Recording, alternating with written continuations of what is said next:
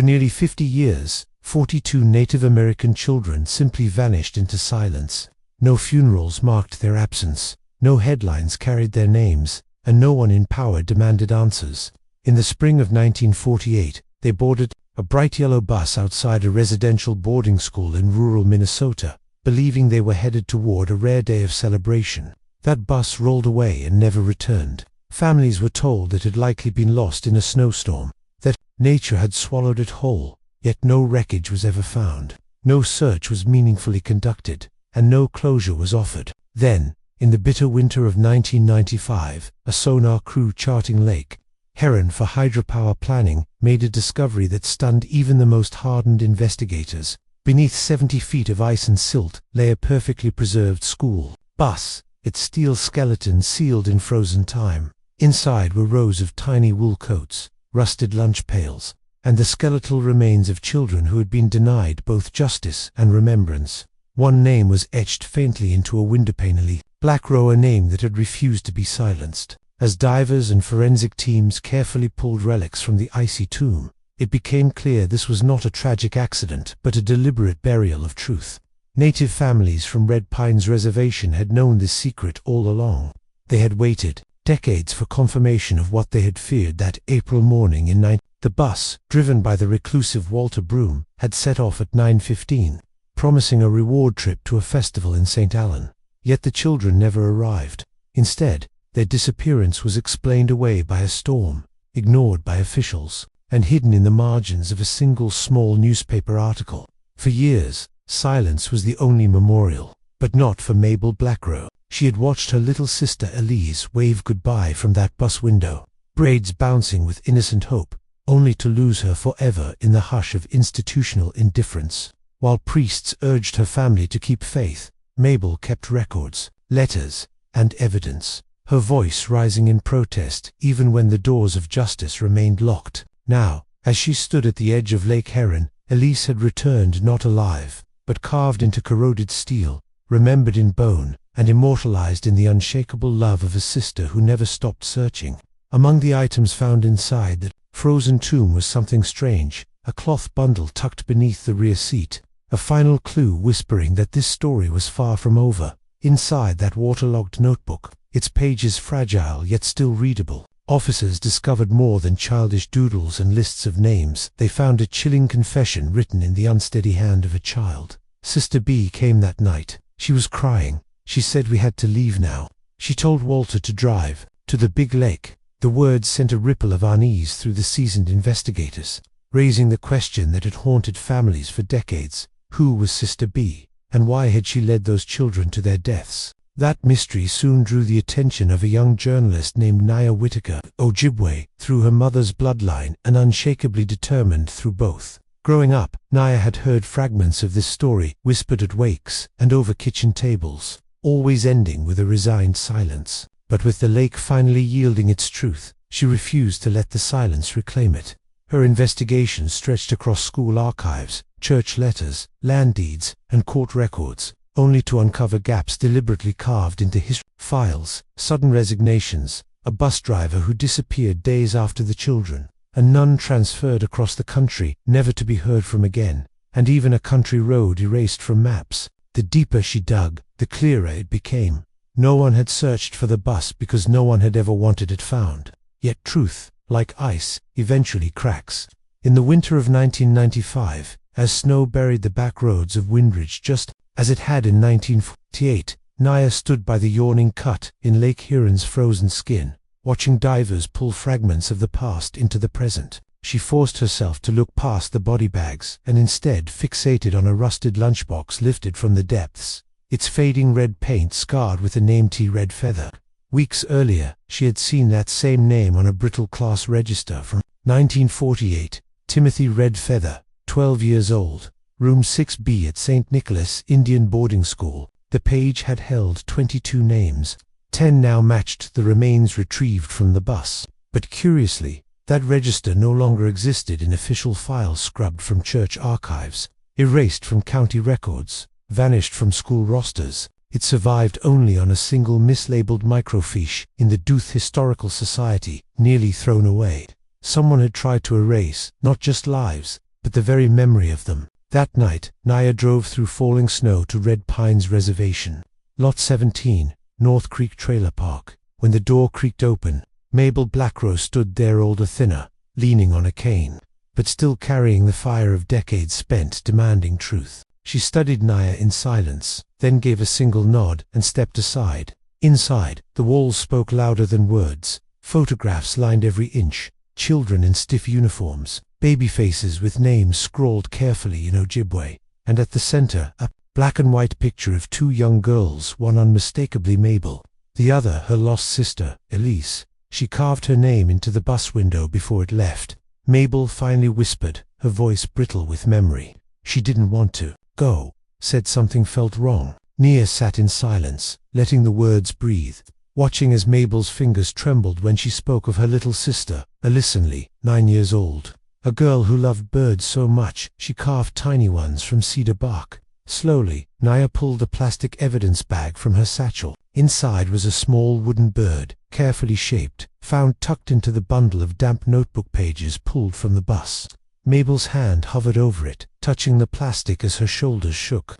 I told them, she murmured again and again. No one listened. But Naya had listened, and she wasn't about to stop. The following day, she tried to obtain school transportation records from 1948, only to be told none were preserved. The Department of Indian Affairs offered nothing either.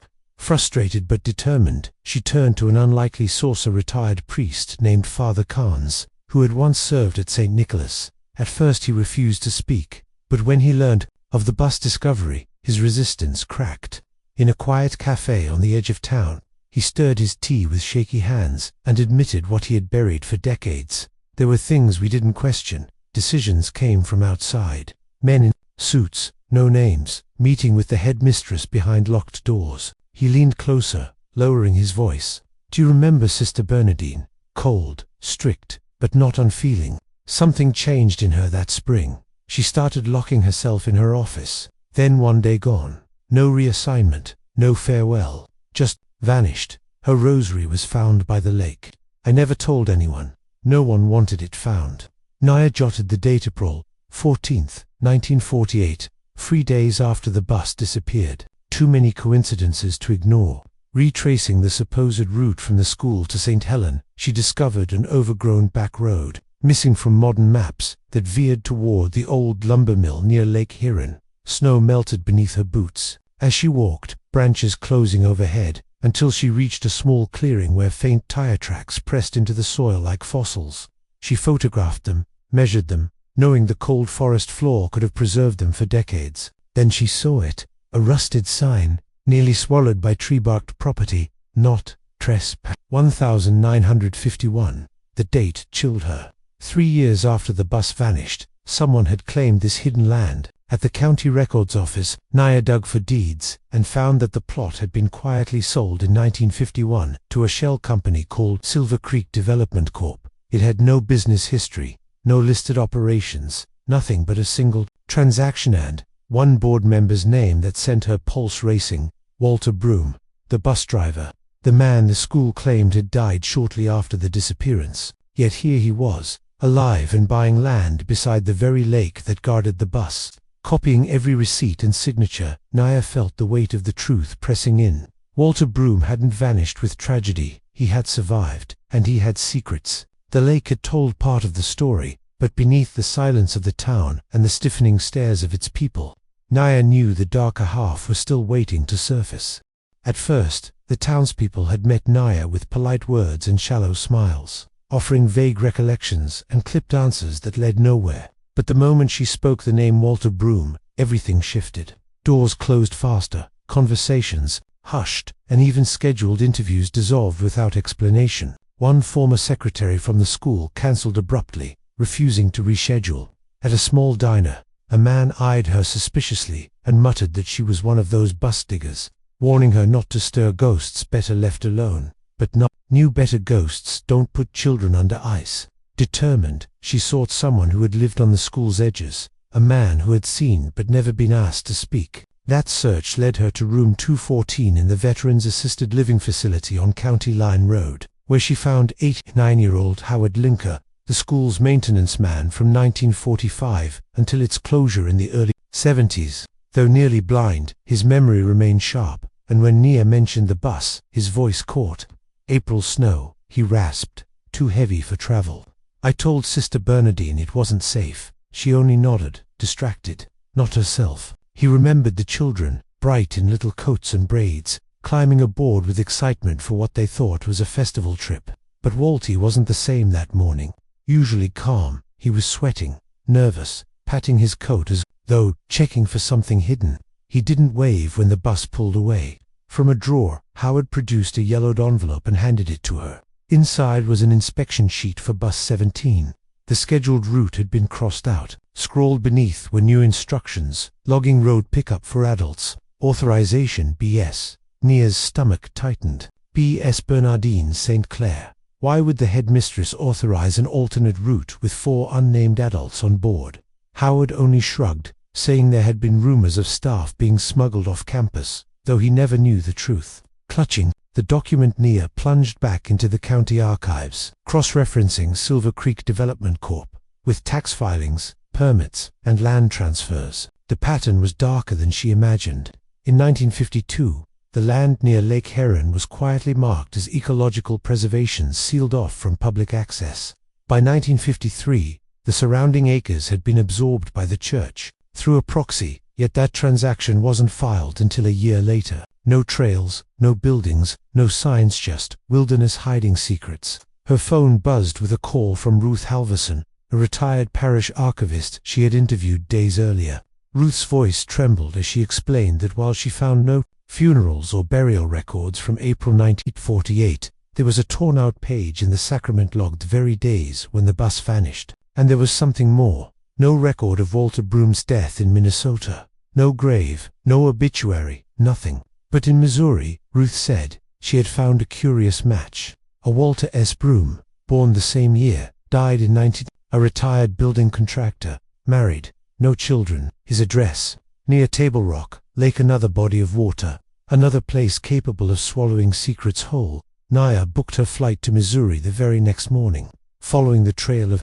a man who had been declared dead decades earlier. 2 humid days later she arrived in Taneyville, a small town that smelled of pine, diesel, and the faint promise of an oncoming storm.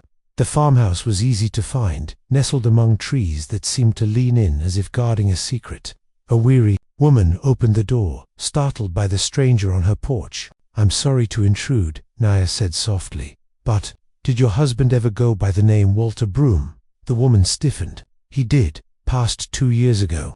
Nia reached into her bag and slid out a faded photograph from the St. Nicholas yearbook of 1947. Walter, standing stiffly near Bus 17. The woman's hand flew to her mouth. "Oh my God, that's him, that's Walt. But that picture, that's not Missouri." Nia nodded gently. "No, that's Minnesota." The woman trembled, her voice barely audible. "He told me he worked in Oregon once, said he had an accident, had to start over, never spoke of it again, except..." Her eyes clouded.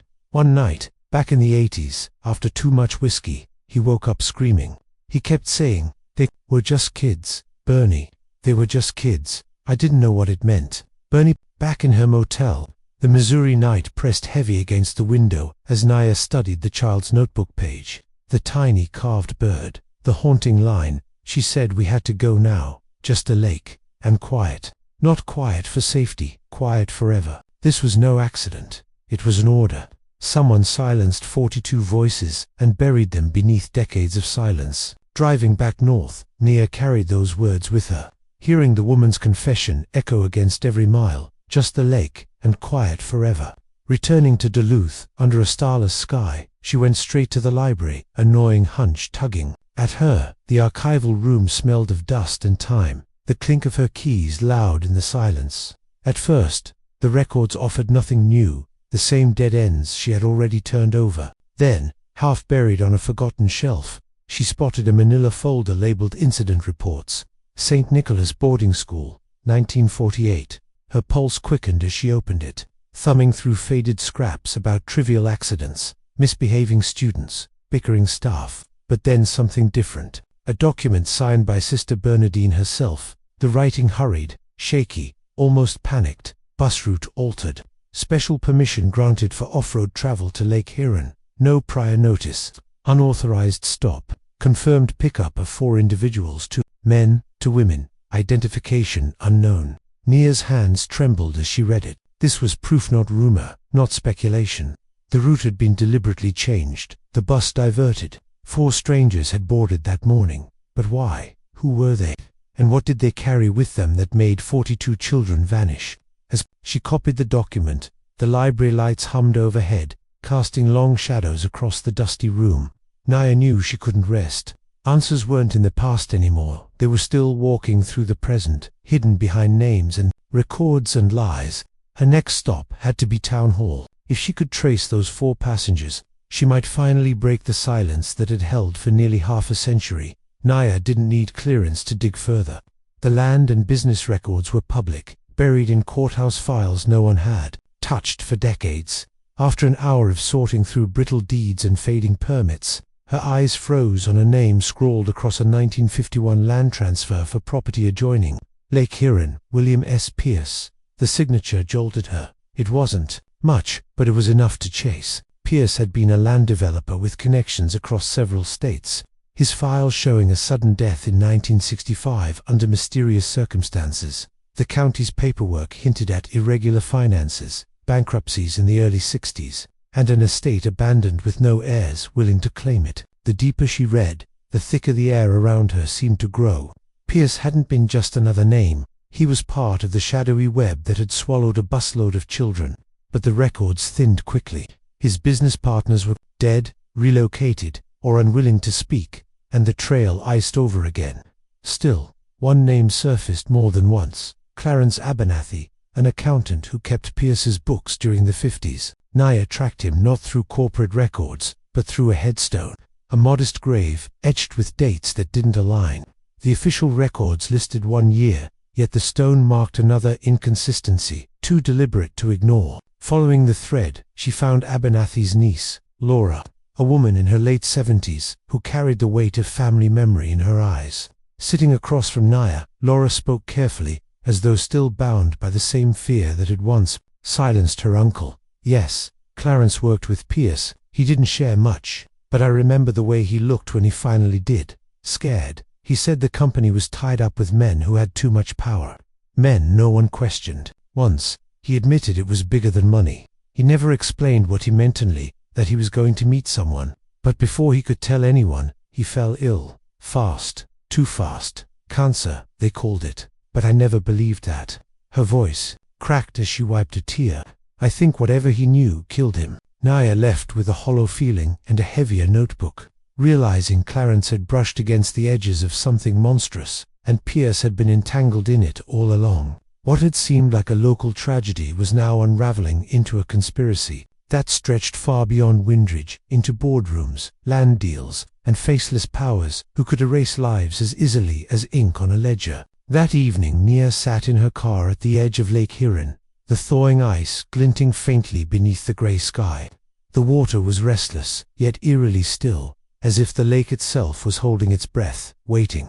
She hadn't expected to be back so soon, staring at the place where 42 voices had been silenced, but she knew, with bone-deep certainty, that the truth wasn't just in the past. It was alive, buried in layers of land deeds, false deaths, and vanished pages, and she was closer than ever to forcing it to the surface. Laura Abernathy's call had cracked the silence wide open with one final name: Gerald Quinn. Unlike the others, he had never completely disappeared. Whispers said he'd left town in the early 60s, but no one knew where or why. Near instincts told her he wasn't just another ghost in the records. Quinn had been at the center, a man who knew everything about Pierce, about the land deals, and about the bus. The address she uncovered led her to a secluded house swallowed by trees, its windows dull with years of neglect. She knocked, once, then again. A shuffle behind the door, then the creak of hinges. An old man stood before her, hair grey and thin, his face marked with time, but his eyes sharp and calculating. "You must be Nia Whitaker," he rasped. "I've been expecting you." His words stopped her cold. Expecting her. He nodded slightly. "I knew someone would come. The truth doesn't stay buried forever." Inside, the living room smelled of smoke and dust. the table stacked with papers and photographs, yellowed by decades. Naya sat across from him, her pulse steady but heavy. "Why didn't you come forward?" she asked. He leaned back, eyes shadowed. "Because I was told not to. Because Pierce wasn't alone. There were men higher up, men with power, who wanted that bus erased. If I spoke, my family would pay." Nia's voice cut through the quiet. "So you stayed silent while 42 children were erased from history." His jaw tightened, eyes flashing guilt. "I didn't have a choice. They promised protection if I kept quiet. Safety for my family." With a slow, weary sigh, he slid a sheet of paper toward her. A list of names, officials, businessmen, church figures. She skimmed it, her stomach knotting when one name leaped off the page. Father Thomas Alden, a priest from St. Nicholas, one of the last to see the children alive, and one of the first to insist the bus had simply vanished in a storm. Quinn's voice was heavy as he watched her reaction. Alden was in on it. He worked with Pierce, with the others. He gave the order to take the bus off its route, to drive it to the lake. He made sure the story of an accident spread like gospel. Naya's heart hammered as she looked up. But why? Why murder children? Quinn's gaze turned cold, his voice breaking like gravel. It wasn't about killing them. It was about erasing them. Those kids had seen things that could never be allowed to leave that school. It wasn't just punishment, Naya. It was something worse, tied to the land, tied to who owned it. They were never meant to be educated. They were meant to disappear. His words sank into her chest like ice. This wasn't just tragedy. This was extermination by design. And when it became clear the children might one day speak, that was when they had to be silenced. Nia's mind reeled. She had expected corruption, perhaps even cruelty. But this revelation cracked the ground beneath her. The disappearance wasn't an accident, or even just a cover-up. It was systemic, calculated, tied to land, power, and a ruthless agenda. "Do you know where Alden is now?" she asked, keeping her voice steady even as dread pulsed through her. Quinn gave a weary nod. "He's dead, died in the 70s, but he left the record. He was part of the machine that stripped those kids of their voices. And they weren't the only ones. They were just the first to vanish." The words pressed heavy on Nia's chest as she gathered the papers. Quinn studied her with something between pity and warning. "You won't stop, will you?" She met his gaze, calm but fierce. "No, I won't." From that moment, her life blurred into days and nights, buried under files, maps, interviews, and fragments of truth. The deeper she dug, the darker it became. Every trail pointed upward, not to one guilty man or one corrupt priest, but to a system with roots buried deep in church and state. It wasn't simply complicity. The church had orchestrated the erasure, land seizures, forced assimilation, the staged accident hit, all tied together in a lattice of control and silence. Naya's fingers trembled as she pulled up an old ledger with Father Alden's name scrawled in the margins. Small payments, bribes, and quiet funding that traced back to Silver Creek Development, the same company that had bought the land by Lake Haron in 1951, the same front Walter Broom had appeared in after the bus vanished. But what chilled her most wasn't the ledger, it was a letter, tucked deep in the same archive, dated 1949, written in Alden's neat, meticulous hand to Bishop Samuel Carrington. "We have initiated the necessary steps to handle the situation regarding the children and their families. The land acquisition has been secured. The disappearance will be attributed to an accident. The remaining children will be dispersed. We cannot afford disruptions to our land interests." Nia's skin prickled as she read the signature at the bottom. Father Thomas Alden. This wasn't just about discipline or assimilation. This was about property, wealth, and the elimination of anyone who stood in the way. The children weren't simply lost, they were erased to protect investments. And Bishop Carrington's name, woven into both ledgers and land records, confirmed the hierarchy of it all. He had been at the top, pulling strings to protect the land deal, ensuring silence. Spread across decades, Naya leaned back, her pulse pounding in her ears. The truth she was holding wasn't just about one missing bus. It was about an entire system designed to consume land and lives in the name of power. And for the first time, she realized just how dangerous the truth might be to uncover. This wasn't just about a missing bust, it was a conspiracy to erase an entire generation. Their voices, their culture, their very existence, all traded away for land, wealth, and power. Naya felt the weight of it settle like iron in her chest. but she knew she couldn't back down now. The church, the men who had built their authority on silence and erasure, they had held this truth hostage for decades. But she had something they hadn't counted on: the families. She had seen the fire in Mabel Blackcrow's eyes, the unshakable grief that turned into defiance the moment Elise's carved bird touched her hands. That grief was no longer silent. It was ready to roar. The next step was inevitable. Bishop Samuel Carrington. The letter had tied him directly to Alden and Silver Creek, making him one of the architects of the erasure. If anyone could answer what truly happened, it was him. At dawn, Nia packed her notes and drove to Carrington's last known residence, a mansion turned church property, its gates iron and unyielding. As she pulled up, her phone buzzed with a message from Mabel. "I'm with you. Whatever happens, they will listen now." Nia clutched the phone, drawing strength from the words. Then, stepped out. The mansion rose like a relic of another world. Windows gleaming, gardens manicured, but beneath its grandeur she felt the weight of its shadows. The door opened to reveal Carrington himself, a tall man in his late 70s, silver hair combed neatly, eyes sharp and calculating even behind the mask of age. "Miss Whittaker," he greeted evenly. "I was expecting you." Nia didn't falter. "I need answers." Inside, the rooms were heavy with velvet curtains, portraits that seemed to glare from the walls, furniture that whispered of old money and older secrets. They sat across from each other in a sitting room overlooking the gardens. Nia laid the folder on the table, the Alden letter, the land deeds, the names Quinn had given her. "I know what you did," she said steadily. "I know about the bus, the children, the lies you buried to protect your empire." Carrington studied the documents with an unnerving calm, then leaned back, steepling his fingers. "You have no idea what you're dealing with, Miss Whittaker." "I know exactly what I'm dealing with," she shot back. "You used faith as a shield while you erased families, erased lives." His lips curled into something between a smirk and a sneer. "Faith is only part of what the church manages. We deal in survival, and survival requires sacrifice." Nia felt her stomach twist. "Sacrifices." Her voice rose. "You're talking about children. 42 innocent children driven into a frozen lake. You didn't just silence them, you erased them." For the first time, Carrington's mask slipped, not with fear, but with cold certainty. "Those children," he said, his voice low and steady, "were never meant to join society. They represented defiance, resistance, a danger to the order we had built. They had to be managed." Nia leaned forward, her pulse hammering. "You mean killed?" Carrington's smile was faint, almost patronizing. "Not killed, Miss Whittaker, removed, controlled." The word hung in the air like a blade. Carrington's words dripped with contempt, each syllable a cold reminder of the system he had spent a lifetime protecting.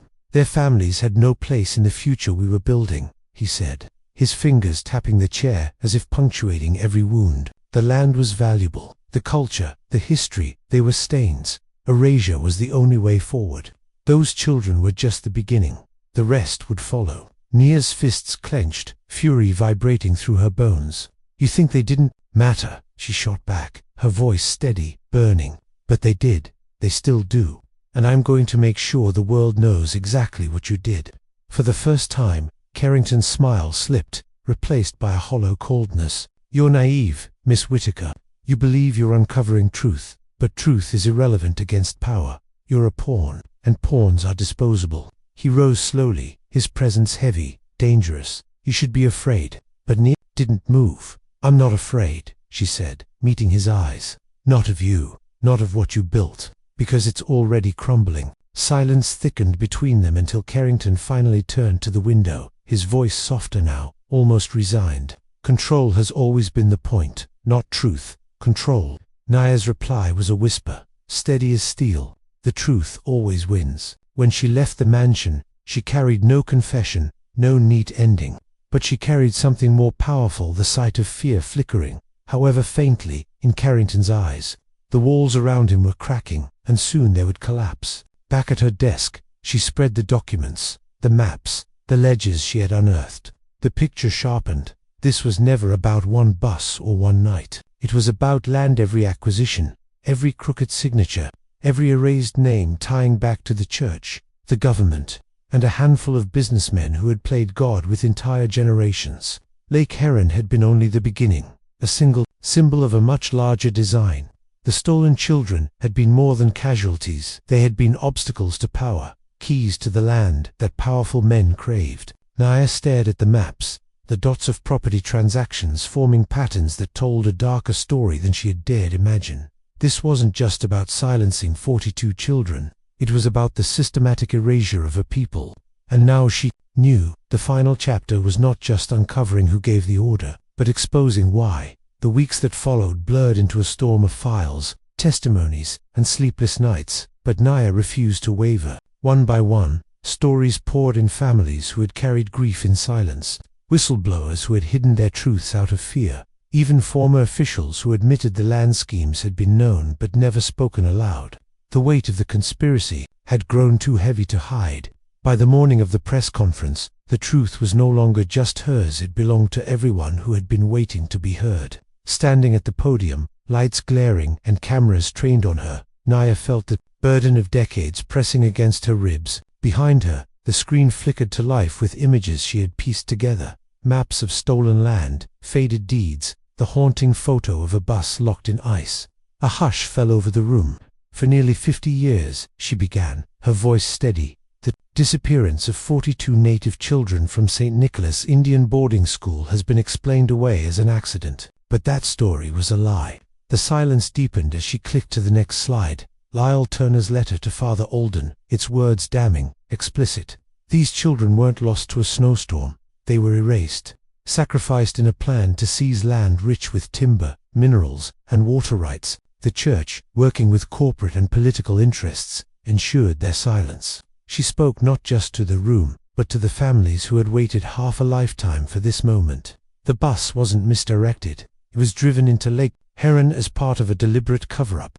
The orchestrator's father, Thomas Alden, Bishop Samuel Carrington, and Lyle Turner made certain the truth was buried with them. Murmurs rippled through the press corps, reporters scribbling, keys clattering, disbelief giving way to outrage. Nia didn't pause.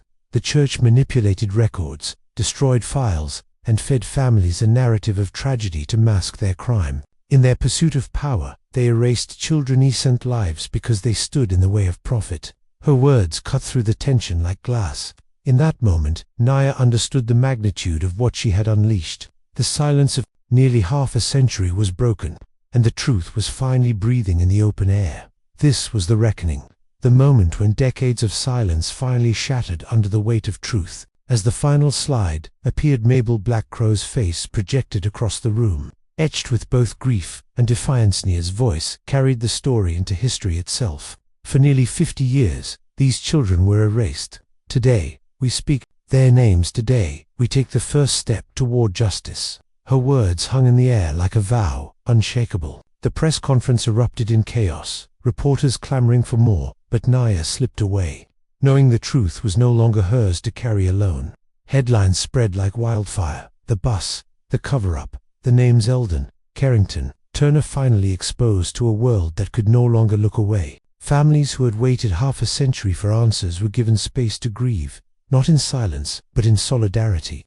And Naya, once a lone journalist chasing whispers, now stood as part of a movement and echo of justice that refused to die.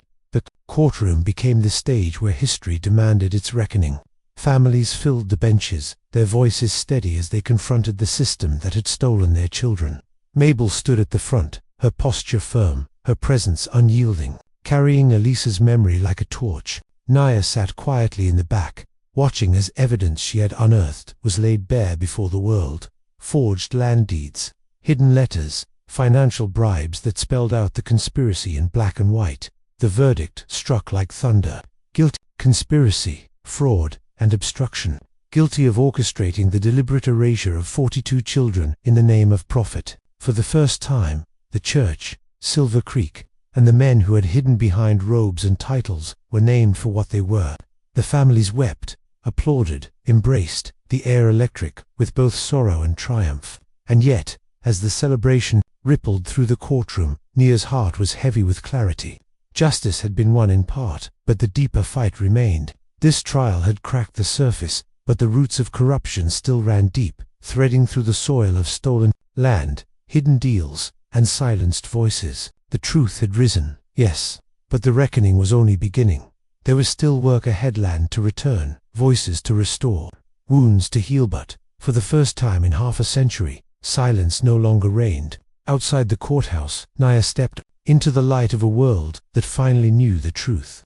On the steps stood Mabel Blackrow, her eyes no longer carrying only grief, but a fragile peace. "You did it," she whispered, her voice trembling. "You gave us back our children." Naya shook her head gently, her own throat tight with emotion. "No, Mabel, you gave them back. You never stopped fighting. I just carried the weight beside you." A tear slipped down Mabel's cheek as she answered, "But you brought them home." And in that moment, Elise and the other children felt closer than ever. No longer shadows lost to ice, but names spoken aloud, lives honored, stories reclaimed. That night, under the quiet sky, the families gathered at Lake Haron for a memorial. The water, once a tomb, now mirrored the stars like a promise. They stood together in silence until Mabel's voice rose, steady, calling Elise's name.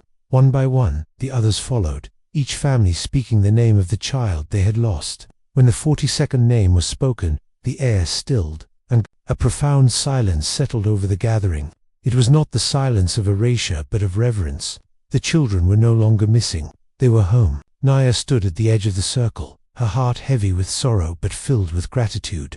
Justice had been spoken, and memory had triumphed over silence. As the families walked away from the lake side by side, she knew her part of the journey had ended. The investigation was closed, but the story would live on, not as a tragedy buried in archives, but as a testament to resilience, to truth, to the voices that could no longer be silenced. The healing had only just begun, but the world had been forced to listen, and the children of St. Nicholas would never be forgotten again.